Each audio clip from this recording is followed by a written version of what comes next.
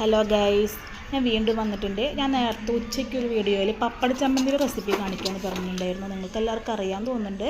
നമ്മൾ പപ്പടം കാച്ചിയ ആ വെളിച്ചെണ്ണയിൽ തന്നെയാണ് നമുക്ക് ഇഷ്ടമുള്ള 2 ടീസ്പൂൺ മുളക് പൊടി, പിന്നെ നമ്മളൊരു ചെറിയ പീസ് വാളൻപുളി, അതിനുശേഷം നമ്മൾ പപ്പടം കൈകൊണ്ട് ഞെരിച്ച് പിടിച്ച് അതിലേക്കിടുക. അതിനുശേഷം മുളക് പൊടി നമ്മൾ പറഞ്ഞില്ലേ, സോറി ഗൈസ്, കുറച്ച് വെള്ളം ഒഴിച്ചിട്ട് നന്നായിട്ട് വറ്റിക്കുക.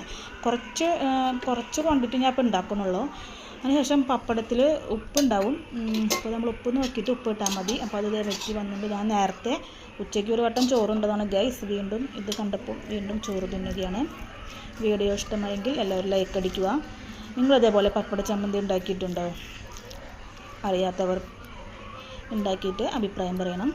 ഓക്കെ, അപ്പോൾ ശരി, ബൈ ബൈ, സി യു.